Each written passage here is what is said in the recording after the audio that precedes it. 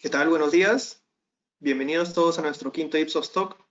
El día de hoy el tema es proximidad de marca y distancia social.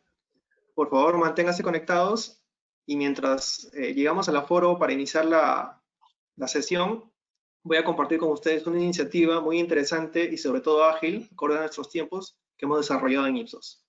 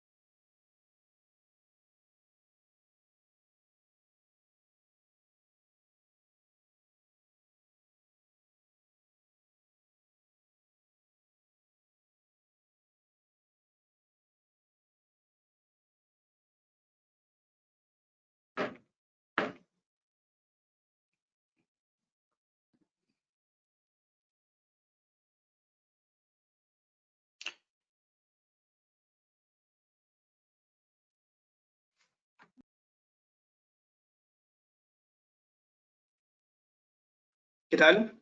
Ahora sí les damos la bienvenida a nuestro quinto Ipsos Talk. El día de hoy, como les comenté, es proximidad de marca y distancia social. Contamos con un variado y nutritivo de panelistas que nos van a acompañar a lo largo del viaje y todo lo que tenemos para compartir con ustedes. Comenzaremos con la participación de nuestro presidente ejecutivo Alfredo Torres, a quien ustedes ya conocen, que nos contará las últimas novedades con respecto al COVID en el entorno mundial y peruano, con respecto también al tema de la reactivación. Y luego ya pasaremos al tema de fondo con la distancia social y la cercanía de marca en dos ámbitos. Primero, en el plano global, veremos lo que tienen para contarnos Chris Murphy y Shaun Dix. Ellos son líderes globales de las líneas de estrategia de mercado y excelencia creativa. Y luego, para aterrizarlo en el plano local, contaremos con la participación de Milagros Salgado, que es la líder local de excelencia creativa. Luego pasaremos a una ronda de preguntas, donde un poco compartiremos con ustedes sus inquietudes con respecto a todo lo que compartimos con ustedes. Así que sin más, les dejo con la presencia de Alfredo para llevarnos en la primera parte de esta sesión. Bien. ¿Me escuchan?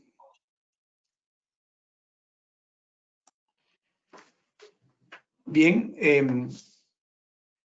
Efectivamente, hoy tenemos una presentación bien nutrida porque tenemos dos expositores internacionales de dos campos complementarios, ¿no? El tema de marcas, que tiene que ver con los hábitos y los rituales, cómo están cambiando, y el tema de las comunicaciones, cómo adaptarnos a este nuevo entorno.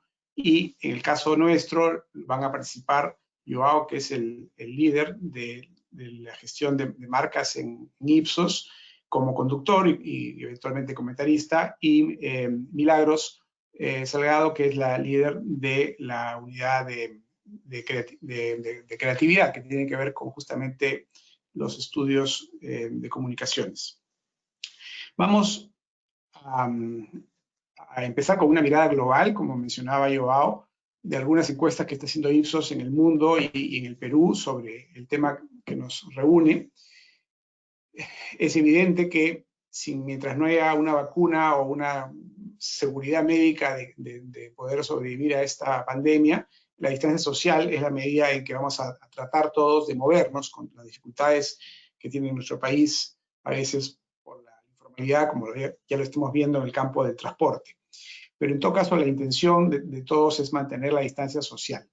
Y lo que se observa en las encuestas que está haciendo Ipsos a nivel global es que en América Latina es donde hay mayor preocupación, por tanto mayor incomodidad por salir de casa, que puede tener que ver con lo que hemos estado viendo estos días en las aglomeraciones, en los paraderos de buses o en general en los mercados.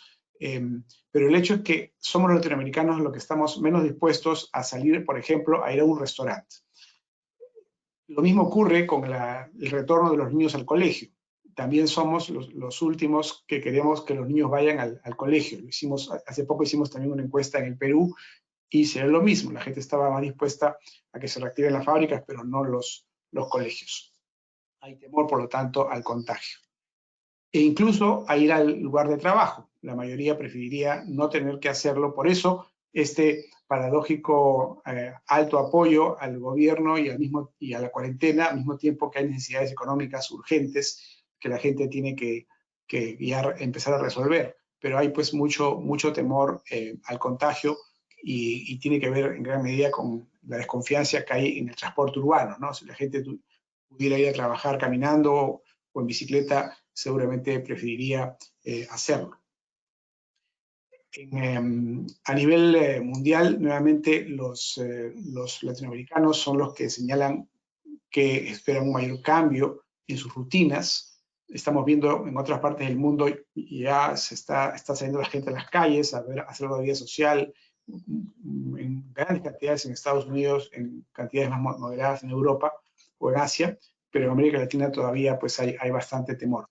Y eso que extrañamos mucho, la socialización con amigos, con familia, salir también a restaurantes, teatros, cines, no vamos a verlos probablemente hasta el próximo año. Y ya se ha anunciado, al menos el ministro de Defensa ha declarado que el toque de queda se queda para todo el año. Entonces la vida nocturna va a estar suspendida, ¿no? Y por supuesto el tocarse, ¿no? El abrazarse, el darse la mano, en fin.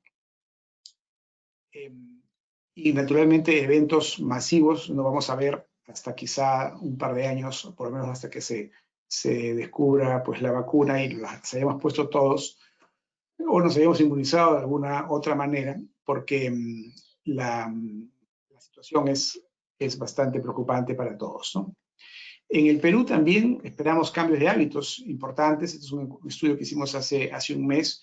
En ese momento encontrábamos que la gran mayoría pues estaba decidida a lavarse las manos más seguido, creo que todos lo estamos haciendo. El consumo de desinfectantes se ha disparado. Había la intención de aumentar ahorros, eso es más una voluntad que una realidad, porque hoy la gente está consumiendo sus ahorros, pero en todo caso el plan es aumentarlos luego de la cuarentena y también prepararse más para un eventual rebrote. Por eso la gente piensa que tendría que almacenar más comida, vacunarse de lo que se pueda, influenza, por ejemplo, y por supuesto usar mascarillas para salir a la calle, que es algo que los peruanos sí estamos haciendo masivamente. Nuestro problema en todo caso está en la distancia social, no está tanto en el uso de la mascarilla. Pero al mismo tiempo hay pues esta presión por reactivar la economía, ¿no? La población ya se le acabaron los ahorros, tiene que salir a trabajar, y entonces apoya la reactivación de fábricas, de una serie de tiendas, por lo menos las más básicas, ferreterías, ópticas, repuestos, construcción civil, que se está reactivando parcialmente, pero la gente lo apoyaría una reactivación más masiva. Incluso oficinas, aunque en ese campo todavía el teletrabajo es una buena alternativa por un tiempo. Y más o menos la mitad piensa que podrían reactivarse los restaurantes, aunque por supuesto ya están activos muchos de ellos para el delivery, que es lo que la gente preferiría. No hay apoyo mayoritario a la apertura de tiendas de ropa, calzado, en general centros comerciales, aunque después de lo que hemos visto con los ambulantes juntándose en Gamarra, no deja de ser bastante absurdo que los ambulantes sí se puedan ocultar y las propias tiendas de gamarra o los centros comerciales no puedan abrir, ¿no? Probablemente lo mejor que podría hacerse es permitir que se abran más tiendas, especialmente aquellas que tienen buenos protocolos de atención. Lo que sí viene para el rato, para quedarse, digamos, en casa, es el estudio, ¿no? Universidades y colegios no tiene apoyo y yo también creo que es lo último que se va a abrir. Este cuadro me parece interesante para que ustedes lo conozcan y lo promuevan en la medida en que están en actividades comerciales. La ciudadanía tiene confianza, mucho más confianza en las empresas formales que en las informales, en todo lo que tiene que ver con requerimientos y protocolos sanitarios. Entonces, realmente, si uno va a necesitar comprarse pues un par de zapatillas o un pijama de invierno, el centro comercial sería el espacio lógico para abrir. La gente apoyaría eso antes que tener que ir a comprarlo a un ambulante por el temor que hay en el tema sanitario. Entonces, ese es un campo en donde las empresas formales podrían argumentar a su favor en un contexto en el cual, la verdad, la opinión pública se vuelve muy sensible hacia la empresa privada y muy crítica, porque a veces hay precios que suben, hay empleos que se pierden, entonces las empresas tienen que estar muy cuidadosas en este contexto, pero acá hay un campo favorable para ellas. Por supuesto, la ciudadanía preferiría trabajar desde casa, y eso no incluye solo el teletrabajo, porque también hay algunos trabajos, digamos, manuales o, digamos, cocina, qué sé yo, que se pueden manejar desde casa. Apoyaría también en la construcción de ciclovías y que se amplíen las veredas. Lamentablemente se ha hecho muy poco en estos 70 días al respecto. Y por supuesto promover el uso del comercio electrónico y el delivery, que sí estamos viendo de manera masiva. Se ha abierto la circulación de autos particulares a nivel distrital, se podría ir un poco más allá de repente, pero claro, del tema, y el toque de queda se postergó. Finalmente esta encuesta la hicimos un poco antes que el presidente la moviera de 8 a 9 de la noche. Probablemente se va a quedar ahí por un buen tiempo. En resumen, entonces, de este contexto global, antes de entrar a las conferencias principales, tenemos que el distanciamiento social ha hecho que se hayan efectuado una serie de rituales culturales muy importantes. Vamos a ver de esto un poco más en la presentación siguiente. Y por lo tanto necesitamos desarrollar nuevos rituales para que la gente se sienta más segura y acompañada. En la tensión entre cuidar la salud y recuperarse económicamente, la verdad, la mayoría preferiría trabajar desde casa o pasar el mayor tiempo posible en casa y evitar el transporte público. Lamentablemente sabemos que esto no es fácil, pero dentro de lo posible hay que buscarlo. Y lo que sí quiero destacar es que hay oportunidades para las empresas formales en destacar por su cumplimiento de protocolos de salud y delivery. Si son protocolos certificados por un tercero con mayor razón, ¿no? Y es importante que las marcas acompañen a las personas en la reapertura de las economías, donde los sentimientos negativos se incrementan como resultado de la incertidumbre. Tenemos que estar muy sensibles. Sobre esto también vamos a conversar el día de hoy. Los dejo entonces para la presentación principal, las presentaciones principales. Gracias.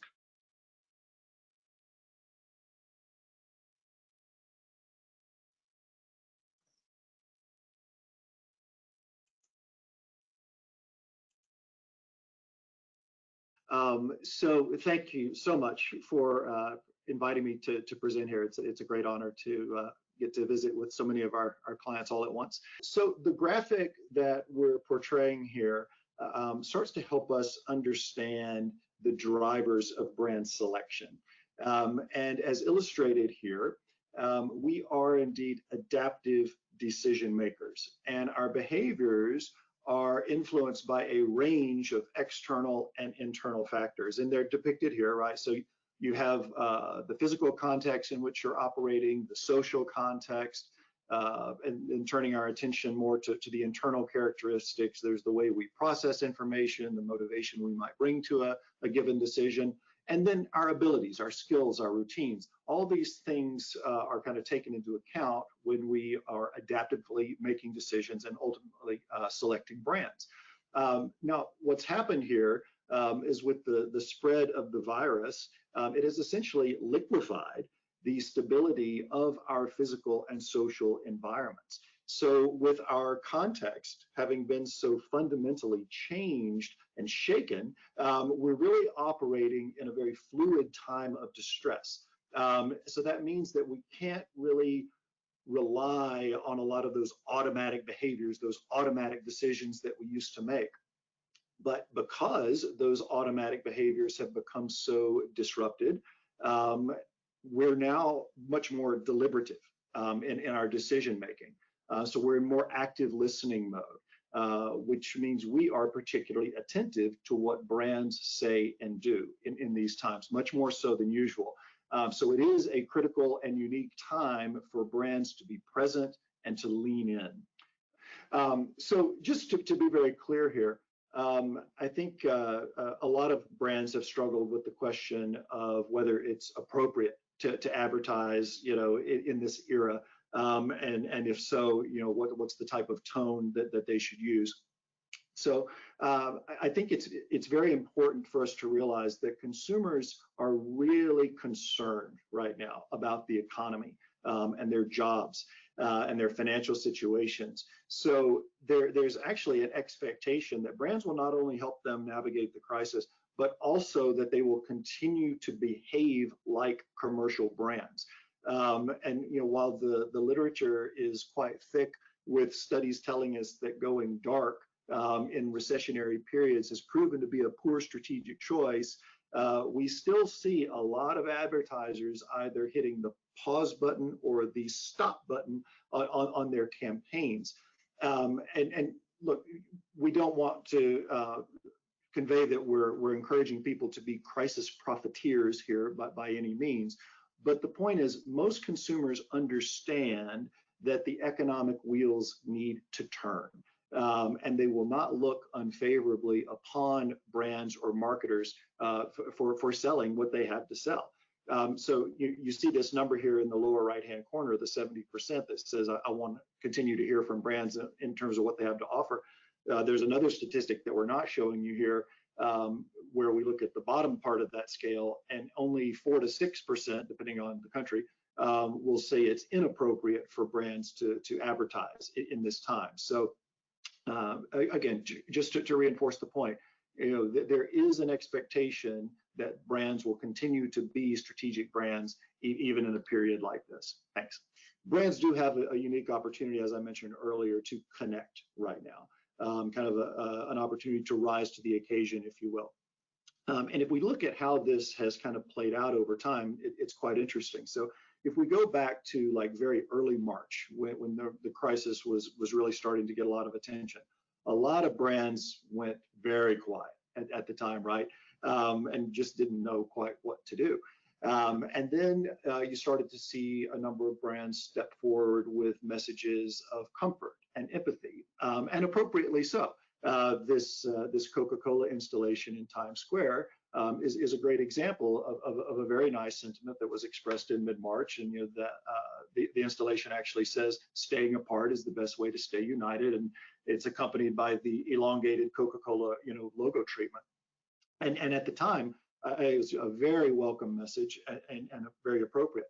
What's happened since, I think, especially over the last few weeks, is there have been so many messages that are like this. So many, comforting messages, so many redundant phrases that are being used in the advertising, that all of it's starting to kind of get swallowed up in this sea of sameness.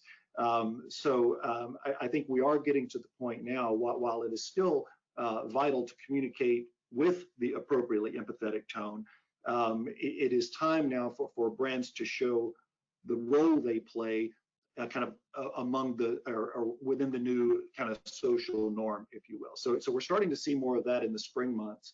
And ultimately, we want to get kind of even beyond where we're recognizing and affirming new social norms, but really helping people build new rituals at home and showcasing brands' roles in doing so. So keep in mind, a lot of people are adopting new in-home behaviors right now, and building positive associations around those new routines can really help people build the motivation to repeat them. I wanted to share some data with you from our global COVID tracker. We call it Essentials.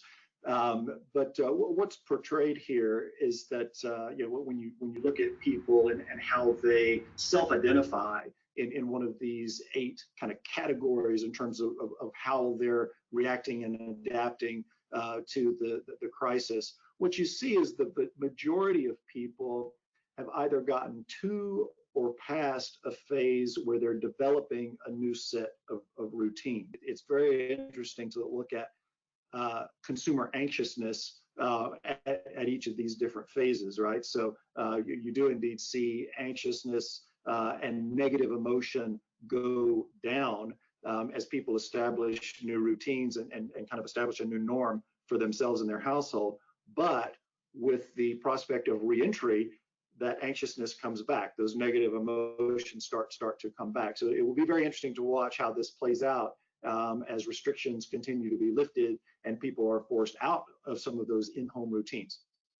And just because people are saying, yes, we're kind of settled into this new routine, it doesn't mean they are entirely comfortable, right? And one of the things that we've had to look at here is the relationship between financial hardship and some of the negative emotions that people are feeling right now. So what we've got here are 3 groupings of people. There are those who have either lost their job or their wages have gone down. The second group that we call threat of financial impact, these people haven't endured a job loss yet, but they fear that in the near future that they're going to struggle to pay their bills. And then the third group is the group that has neither endured a financial impact nor fear that one is coming soon. And when you look at the negative emotions among those 3 groups, it does make a lot of sense, right? So you see people who feel threatened, they're much more likely to say they feel scared and overwhelmed or angry or frustrated or not even valued right now. So the big point here is, just because people are settling into routines, it doesn't mean that they're comfortable. And there's a lot of financial anxiety out there that brings a lot of other negative emotion along with that. So, as consumers are figuring out this new set of routines while being generally uncomfortable, about some combination of either their health or their finances, it's very natural for a brand leader to say, okay, I want to understand which of these new behaviors are going to be durable over time. And of course, we've all been flooded with materials speculating about the nature and the timing of the next new normal. So as we think about that a bit more, let's take a quick academic detour here and start to explore how routines can evolve into rituals and what that can mean for brands. So just a quick definition of terms. When we talk about a routine, that's just a pattern of behavior, that's generally performed with very little thought and a lot of repetition. But a more strictly observed routine can start to take on some real meaning for people.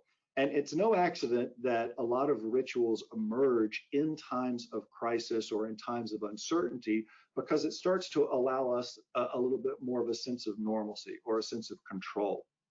You've probably noticed the red text here on this slide. It's titled Terror Management Theory. Now, if we had titled this webinar Terror Management Theory, nobody would have turned up. So I'll be brief in covering this.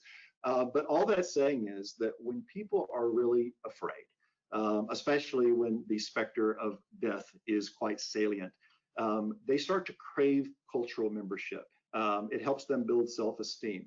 They also are more likely to establish rituals to give them that sense of control, that sense of normalcy. It's also important to keep in mind that rituals typically fulfill some type of need, and then with each positive repetition, those needs get reinforced, and the ritual gets easier and easier to perform. So again, if you're looking at these things as what's going to be durable, what's not going to be durable, we need to be thinking about need fulfillment, meaning, ease of performance, and repetition. So in sort of this new low-touch context we find ourselves living in, there is an opportunity to connect brand-associated meaning either through participation in or linkage to these new routines and rituals. And what we're suggesting here is kind of a 4-step program for brands as they think about how can we start to become a part of a ritual experience given all these new behaviors that are developing? The first thing we want to do is identify any potential new routines that have kind of that potential for durability that could evolve into ritual behavior. So first you identify, okay, what has not been ritualized just yet but could be, and then secondly, how do you help consumers start to internalize those new habits? How do you start to build benefit associations around those new behaviors? And how do you start to align your brand with those benefit associations? The third bit is quite important. How do you cultivate a sense of shared experience? This is an important thing because when people are trying something new or they're adopting a new behavior, they can often feel like they're alone. So if they know that others are doing it too, then they're much more likely to repeat it. So to help people kind of get over that self-consciousness, if we can show in our marketing and our advertising that this is normal, then people are much more likely to repeat the behaviors. And then lastly, and I would say this in almost any brand discussion, it's always a good idea to be sure that the brand experience that we're delivering is reinforcing the brand promise that we are claiming, right? So you always want that mutual reinforcement between what you say and what you do, and that's never been more important than in a time like this. So given the nature of rituals and the potential emergence of so many new ones, it is a really opportune moment for brands to identify those potentially ritualized behaviors, build benefit associations around them, affirm those behaviors and kind of the social consensus around those behaviors, and then align your brand clearly to the meaningful behavior. Just one example that we wanted to share here. This is a craft beer called Brewdog. And one of the things that they have done is set up virtual pubs where people can enjoy online ordered drinks together with their friends. So what they've done here is basically recognize the fundamental need to share drinks with friends, something that a lot of people are really missing right now. And then they have imbued that experience with meaningful activities like live music, comedy acts. You can order their drinks through something called a Hop Drop app that they've developed. So the net of what they've done is create or reinvent the essence of an English pub in an online environment. And what's so clever about it is they have really communicated the normalcy of shared experience while showcasing their brand's role in facilitating that experience. So it's just a very clever thing they've pulled off here. And we could give lots of other examples of brands that are doing that. I am conscious of the clock. But again, it is a really unique opportunity for brands that are not associated with established rituals to start to begin establishing them now. So to wrap this up, and to repeat a few of the key points along the way, while it is very important that we operate with intelligence and sensitivity, people do realize that brands play a very important role in our economy and in economic recovery. They expect brands to be commercial brands. So then if we take a step further and say, okay, if we view kind of the current environment through the lens of behavioral science, behavioral change, we understand that brands really do have a unique opportunity right now to connect, to build and internalize new routines. And if we can understand how rituals develop to be durable and repeatable and imbued with brand associated meaning, then we can start to figure out how to make our brands central figures in our consumers' new rituals. With that, I will stop. Thank you so much, Eugenia. I'll hand it over to you.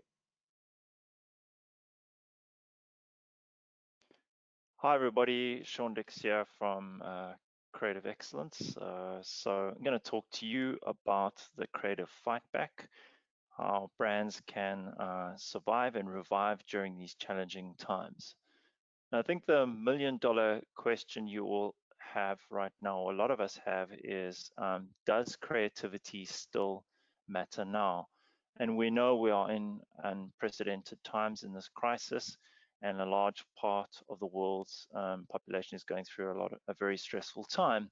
And so that impacts on how they are receiving information and digesting advertising. So what we can definitely say, and a lot of the industry is saying too, is that going dark is not the answer right now. And Chris would have reflected on this point already in his webinar, but we've seen from some of the industry greats such as Procter & Gamble just a week and a half ago stating that they believe that the crisis is not the time to switch off the lights, but rather to actually remind consumers of its brands and to keep those benefits of the brand central to people's memories. So they actually said that they're doubling down on their investments and they're going to increase their marketing spend in categories such as beauty, healthcare, and baby. And actually, they've already seen from these investments and the early on investments that they've had a positive impact on their business already. And I think that we can safely say that P&G, as an example, has used the hard data from the past to back up their opinions. And you can see from this slide, which has been sourced from various different data sources, that advertisers that maintain or increase their advertising spend during crises and post-crises tend to see higher sales in markets, and that makes sense because people will obviously have a better memory of those brands in their minds, and we can see that this is obviously helping influence P&G certainly in their marketing activities. And if we take this one step further and have a look at what people are expecting from companies, but let's start from what they actually do, or how is their mindset when they're consuming different kinds of media, because that's a starting point, of course, for any advertising. And we can see that most people want to feel some form of entertainment or want to have some form of escapism or stay up to date. And this is pretty mutual across the markets that we did this research in, so the US, UK, France, and Germany. And also, if we take that one step further and look at some other data, we can see that consumers actually appreciate that brands are continuing to communicate in today's climate. So we can see that there definitely is an ear for advertising right now. And surprisingly, when we asked people around the world, and this first data slide you'll see is from the US, about what they would feel like when being advertised to during this period, we can see that actually only a small proportion, as Chris already mentioned, actually said that they don't want to receive any advertising. The most people actually say that that offers them some form of security and safety. They want to be reassured that things will return to normal. And there's no need for panic or being afraid. Of course, also the point on positivity, that they want to feel good again and improve their well-being. So feeling calm and comforted is very, very important. Now we had the same question posed to the Italians in the first week of April, and later on in April to the French markets. And you can see that the themes are very, very similar. In fact, no market is saying, even if the severity of the lockdown was quite extreme in Italy, as we know, there was not a big proportion of people who said stop advertising. In fact, they saw it as a sense of, again, positivity for them, but also a sense of enjoyment and security. And you can see even with our French colleagues that enjoyment is even a more important thing. And that's very, very important to see as we move across the spectrum of the crisis in time. We can see those elements of enjoyment and positivity becoming more and more important. And so advertising should really be thinking about capturing the right motivation today. And that's as we move in towards the post-COVID crisis, that elements such as belonging, enjoyment, and positivity become even more important in today's crisis. So seeing signs that things are improving and that some restrictions in some markets will be soon loosened, maybe a little bit further away from that right now, but these points of routines and facing the daily challenges of boredoms are quite important right now, and we'll see that reflected in some of the advertising I'll show in a couple of slides' time. what we have seen is that there is unfortunately what Chris referred to as well, the sea of sameness that is plaguing the industry. So we see that a lot of advertisers who focused solely on coronavirus kinds of advertising have probably missed the mark, and they've failed to connect this message that they've tried to communicate, or at least attempted to say that they're doing something good in the corona times, but they've forgotten their USP or what their brand really stands for. So what that means is that normal people actually tend to forget which brands are advertising, and they see all of this advertising saying similar things, and that's of course a pity for the advertisers who've been doing this at this point in time. And we took this one step further in that we look at here on the screen 10 different ads that we assessed in our Creative Spark creative evaluation solution, and we can see that 8 out of the 10 ads that we assessed here across many different verticals in the US, you can see that 8 out of 10 actually missed the mark when it comes to branded breakthrough. In other words, what that means is that cognitive immunity is setting in, and most people will probably not remember any of the brands that we're advertising. In fact, only 2 of them were really acceptable in terms of brand memory.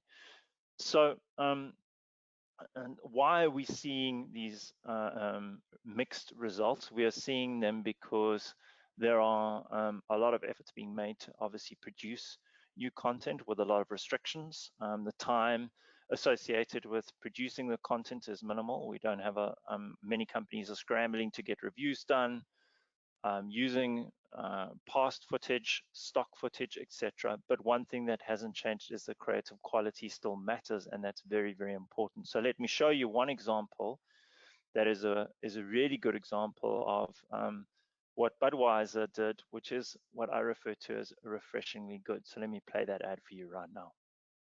Able to pick up good yardage on the play. You know, the best part of this defense is their defensive line and their interior. Hello? Hey, who? What's up? Nothing, B. In quarantine, having a bud. What's up with you? Nothing.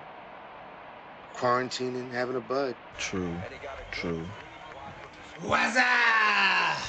What's up? Yo, who's that? Yo, pick up the phone. Hello? What's that? What's up? Yo, where's Dookie? Yo, Duke.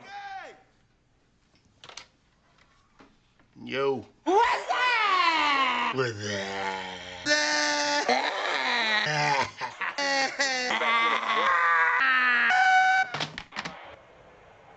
So you okay, B? I'm good, B. Just quarantining, having a bud.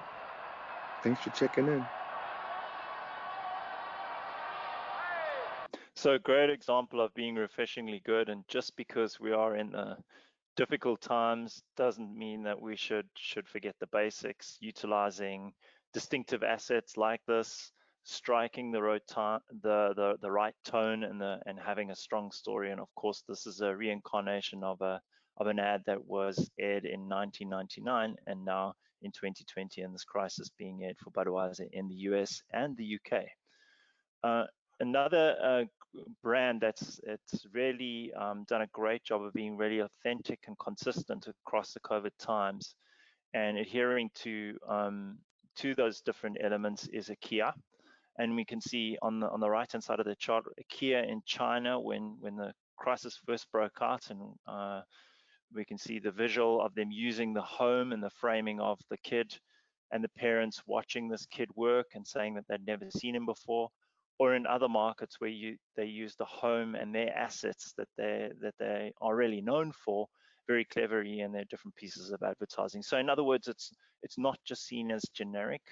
They are really being authentic, as I said, and faithful to the DNA that IKEA has.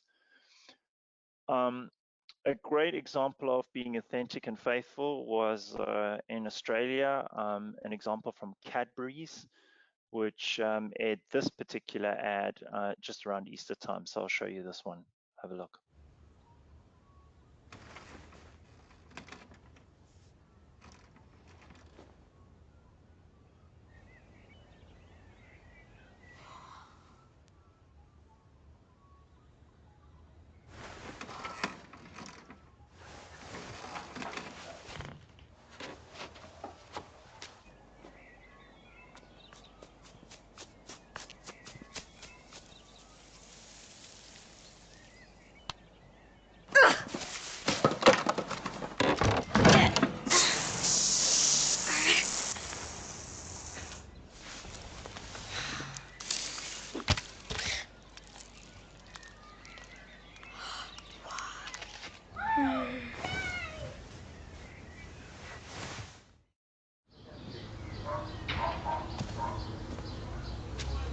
Come on, darling.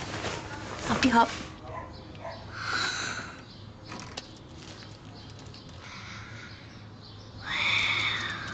Mom, look. Can I have it? There's a glass and a half in everyone. So I'm sure you'll all agree that's a really great use of, it's a strong story, again, being very authentic and faithful, using the cues that Cadbury's are really well known for, the colors, those distinctive assets, but also hitting the right motivations of belongingness for sure, with a family scene we know really well right now, pure enjoyment, and of course a little a spark of positivity at the end there. Wouldn't anyone want to get such an egg around Easter? Certainly I would, that's for sure. So a great example. Another one which I think is very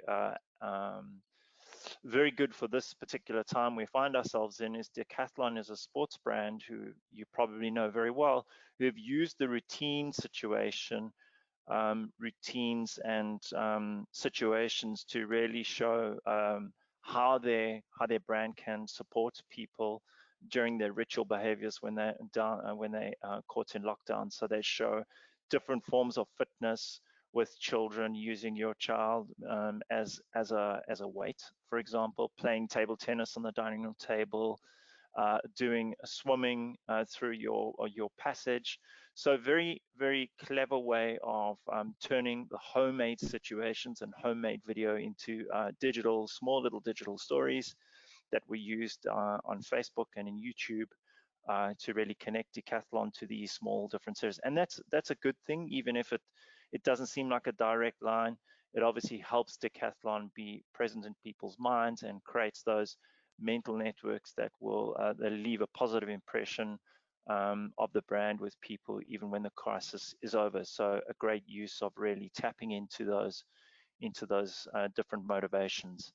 And just to sum up before I get to the last charts, there are three key principles that all of these ads have in them, and I've mentioned that being authentic and faithful about what your brand stands for is critical, but also making sure you act and do. So the Decathlon example, a perfect example of that, and finding the right story and striking the right tone between the message and the story is obviously key. But what we've seen, and many of those advertisers did really, really well, is they focused in on the different elements that I mentioned are what people are seeking for from advertising right now.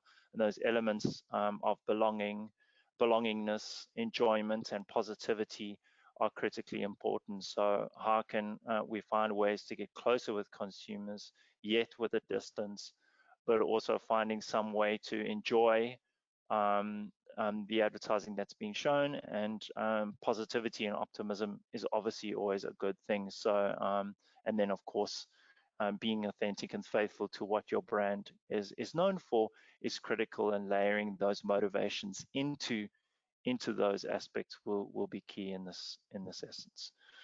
So that's all for me, folks. I hope you've enjoyed the webinar, and thanks for your time.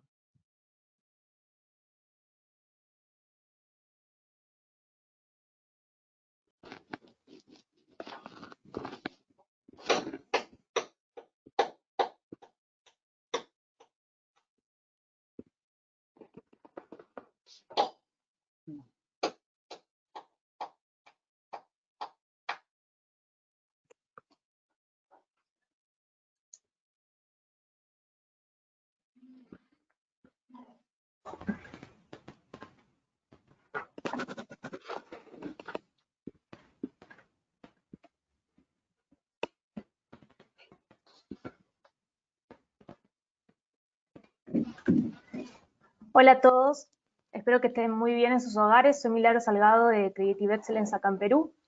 Antes que nada quería recordarles que al cierre de este webinar habrá unos minutos para preguntas, así que pueden dejar sus comentarios o sus consultas en el recuadro del chat del panel del control. Tal como veíamos, en un contexto de distanciamiento social, entendamos entonces cómo afecta esto a las marcas en nuestro país y los posibles caminos desde la comunicación que nos pueden ayudar a estar más cerca de nuestros consumidores. Hace un poco más de 2 meses nos encontramos envueltos en nuestro mundo de hábitos y rutinas, levantarse, hacer ejercicio, llevar a los chicos al colegio, ir a trabajar. Y esto sucede así porque estamos hechos para funcionar de esa manera. Los hábitos y las rutinas nos ayudan a liberar la atención para tareas más importantes.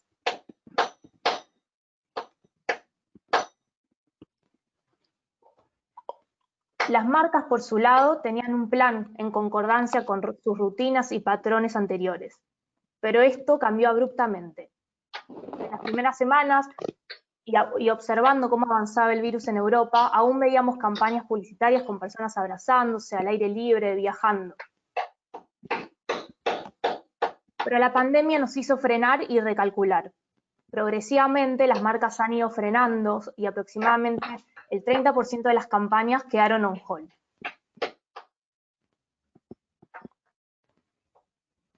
Y este freno se debe a que todos somos seres humanos, y esta disrupción nos hace sentir vulnerables, con miedo, nos genera mucha angustia, incertidumbre, falta de control. Pero al mismo tiempo sabemos que la vida continúa y nos adaptamos a esta nueva situación, a esta nueva realidad, con nuevos hábitos que se van asentando día a día. A su vez, estos nuevos ritos nos ayudan a sentirnos más en control en la situación. Por ejemplo, ante este virus que es invisible, nos lavamos las manos más veces al día, además de jabón usamos alcohol, vivimos en una constante obsesión por desinfectar, sea el hogar, nuestra ropa. Entonces, ¿es posible pensar en estas campañas que ya teníamos programadas, ya teníamos producidas? ¿O es momento de preguntarnos cómo podemos responder, cuál es el rol de la publicidad de nuestra marca y cómo podemos agregar valor a la vida de las personas? Sabemos que no podemos quedarnos esperando a que todo vuelva a la normalidad, y el seguimiento de las percepciones, de la dinámica del mercado, de las preferencias de los consumidores son claves para desarrollar la resiliencia durante y después de la pandemia. O sea, las marcas ya se están preparando para un panorama diferente, donde la dinámica sí puede desafiarnos en cuanto al valor y la cercanía de la marca con el consumidor en un mediano y largo plazo. Similar a lo mencionado por John, como veíamos en países como Estados Unidos, Italia o Francia, donde la gente estaba de acuerdo en que las marcas tenían que seguir comunicando, si nos vamos a Lima, el 60% señala que en este contexto las marcas sí deberían seguir haciendo campañas publicitarias.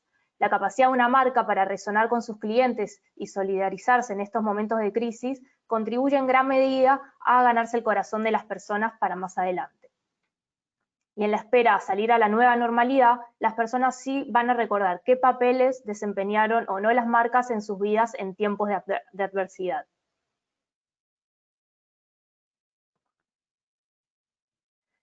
De hecho, aún cuando las prioridades de las personas están cambiando drásticas y rápidamente, hemos aprendido por investigaciones en crisis anteriores, como también señalaba John, que las marcas no pueden permanecer en silencio por mucho tiempo. Es necesario adaptarlo al momento actual y esforzarse para que el recuerdo asociado a la marca sea positivo.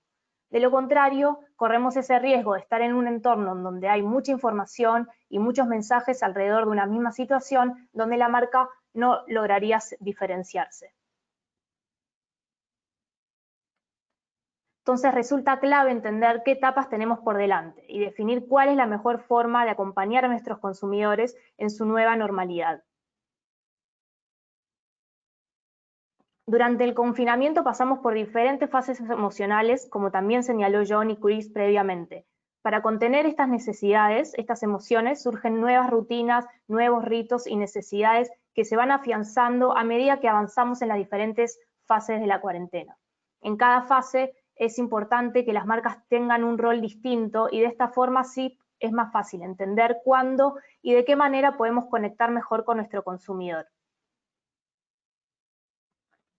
Aquí vemos un ejemplo de cómo una marca acompaña las diferentes etapas del confinamiento en España. Al inicio, cómo adaptó su oferta al contexto, siendo una tienda de deportes, acompañó de otro lado, con entrenamientos online, coaching deportivo, diferentes aplicaciones con trainings en diferentes deportes, se adaptó a las nuevas rutinas de sus clientes. Ya previa a la flexibilización, lanza una campaña con un mensaje más motivador, más optimista, donde te prepara la posible salida. Y en la campaña actual, donde ya nos presenta la nueva realidad, donde nos da ánimo para lo que viene, alentando la adaptación a esta nueva normalidad. Entonces, durante todas las fases, la marca cumple un rol activo, no solo cuenta una historia, sino que participa en ella. No perdamos de vista entonces que la marca tiene que tener un claro rol en la historia. No perdamos esa oportunidad de construir o de fortalecer la relación con el consumidor. Las nuevas rutinas y rituales durante la crisis se pueden convertir en nuevos hábitos relevantes para una marca. Que estemos todos en nuestras casas viendo más tele, más activos en redes sociales, es una gran oportunidad para las marcas. De hecho, los medios tradicionales y confiables como la televisión, radio, la prensa escrita, pueden desempeñar un papel súper importante en tiempos de incertidumbre. Pero esto no implica que nuestra campaña destaque, la creatividad aún importa. Y no debemos olvidar que el contexto influye y que puede afectar la respuesta hacia la marca, sobre todo en un mundo donde todo se viraliza en cuestión de segundos. Tenemos que ser sumamente cuidadosos sobre cómo mostramos nuestra marca y cuál es el mensaje que queremos transmitir.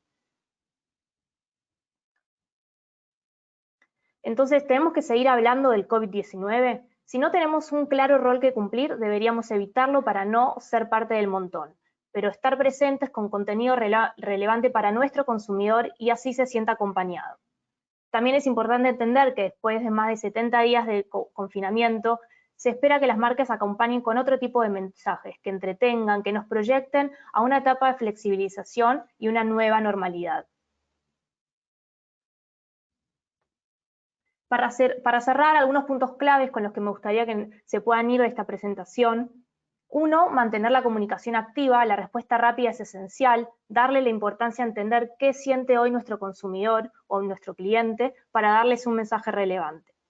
Actuar, hacer y comunicar. En este punto las acciones se pueden tomar desde dos frentes, desde la empresa como actor social que hace frente al problema o desde la marca que acompaña al consumidor.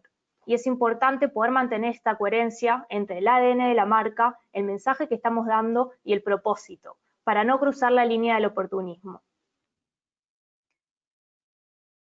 Como tercer paso, también es súper importante comunicarlo y hacerlo visible para justamente generar ese vínculo emocional con nuestro consumidor. Como tercer punto, contar la historia correcta con el tono correcto. Esto implica adaptar el mensaje y el tono comunicacional al momento actual, con personajes y situaciones que permitan la identificación del consumidor en nuestra historia. Y por último, la apertura al cambio y a la innovación. En tiempos donde el contexto cambia constantemente, hay que estar preparados para adaptarnos rápidamente a él, aprovechando la oportunidad para la innovación.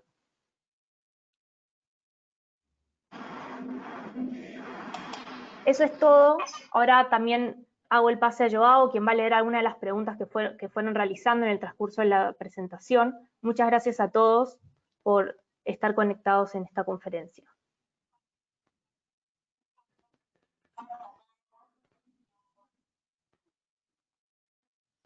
Sí, ¿qué tal, Mili? Bueno, gracias a ti, Alfredo, y a Shaun y a Chris por compartir toda esta información. Bueno, vamos a leer las preguntas que han ido compartiendo con nosotros vía el chat. El primero dice, ¿por qué es tan importante entender hábitos y ritos en este contexto? Bueno, un poco solo para reforzar el punto, ¿no? Lo que han ido compartiendo, sobre todo la parte de Chris y lo que nos ha compartido Mili. Tres cosas, ¿no? Creo que un tema de realidad, o sea, creo que todos estamos viendo de que los hábitos están cambiando, ¿no? Este tema de la obsesión por la limpieza, el tema un poco de la digitalización, el contactless que estamos viviendo, hemos pasado a un mundo sin contacto, ¿no? Un mundo como que ahora el contacto de la distancia social es como que el parámetro, y eso a su vez trae mucha aprensión, ¿no? mucho miedo. Entonces el hábito se convierte en rito en la medida que hay un componente emocional que la gente lo hace con mucha obsesividad para reducir y ganar esa sensación de control, ¿no? Entonces es algo que está sucediendo. Otro punto que creo que hay que tener en cuenta es el tema de la continuidad, ¿no? Mucho en el deporte se dice que un hábito se instaura con 21 días de práctica. Llevamos 72 días de confinamiento. Entonces, fíjense, 3 veces el tiempo que se necesita para formar un hábito y hemos pasado 3 rondas. Y otro es el tema de la oportunidad. Quien un poco entiende esos nuevos patrones y un poco se adapta, creo que es el que gana. Y lo que hemos visto es el cambio más abrupto que ha habido en nuestra forma de vida, ese tema de la digitalización y la omnicanalidad, ¿no? Han aparecido una serie de jugadores y un poco de disrupciones que un poco han aumentado la oferta y creo que muchas veces quien ha sido el primero, no necesariamente el mejor, ha sido que el que ha ganado, ¿no? Creo que son temas un poco para tener en cuenta. Luego, con respecto, aquí veo otra pregunta, y dice, ustedes dicen que no podemos quedarnos esperando de que todo vuelva a la normalidad, pero lo cierto es que el consumidor está confinado y tratando de ahorrar y nosotros estamos vendiendo menos. Entonces, ¿cómo invertimos en publicidad? ¿Qué lineamientos debemos tomar en cuenta de cara a las campañas? Mili, creo que eso es totalmente tu... Sí, en cuanto a la comunicación, como veíamos en las diferentes presentaciones, es la herramienta que ante un entorno de distancia social permite a la marca estar cerca de sus consumidores. Entonces, vamos a poder regresar a las campañas tal como estábamos acostumbrados en la medida que adaptemos estos mensajes a la nueva realidad. O sea, en la medida que podamos transformar estas nuevas rutinas en hábitos relevantes para la marca, el consumidor se va a sentir totalmente acompañado y conectado con estos nuevos mensajes que estamos comunicando. O sea, las marcas que estén cerca en tiempos de adversidad van a ser recompensadas luego de que pase la crisis. Entonces, sí es importante, si bien la inversión publicitaria hoy por hoy no es la misma que hace un par de meses, es sumamente importante estar cerca de nuestros consumidores, sea de plataformas digitales, el medio tradicional, donde hoy por hoy es un medio súper relevante porque es el que transmite toda la información y estamos totalmente conectados a ellos. Entonces, es importante también este plan de medios para poder diversificar en diferentes puntos de contacto. Sí. Pasando ya a otra pregunta, dice, ¿qué debe hacer una marca para crecer en este contexto de incertidumbre y confinamiento? Bueno, aquí un poco tomo lo que comentaba Mili, ¿no? Las marcas que estén cerca creo que son las que se van a ver beneficiadas y sobre todo hay que conectar un poco con ese lado humano, ¿no? del consumidor que ahorita está sintiendo mucha incertidumbre. Hay que entender cuáles son sus miedos y sus aspiraciones y creo que esa es justamente la semilla de la comunicación, ¿no? Cuando encuentras un dolor o una aspiración es casi como que la idea más potente para que ya un poco venga todo el desarrollo, ¿no, Mili? Sí, y totalmente, o sea, también complementando, me parece que es clave encontrar esa big idea, ese nuevo territorio de marca que se vuelve relevante en esta nueva normalidad para conectar nuevamente con el consumidor, ¿no? Creo que ya no tenemos más preguntas por el momento en el chat. Así que, bueno, les agradecemos mucho por su participación. Los vamos a dejar ahora con otra vez el video de nuestro servicio ágil que hemos desarrollado para esta coyuntura. Creo que es muy pertinente. Y los esperamos ya el próximo viernes en el próximo Ipsos Talk, donde vamos a tocar el tema de cambio de valores. Bueno, les invitamos también a no dejar, ¿no?, de conectarse con sus consumidores, ¿no? Porque creo que este es el momento donde ellos más lo necesitan porque se sienten un poco más vulnerables, ¿no? Y más, ¿no?, más frágiles. Entonces lo dejamos con el video y lo esperamos el próximo viernes. Muchas gracias a todos por la participación.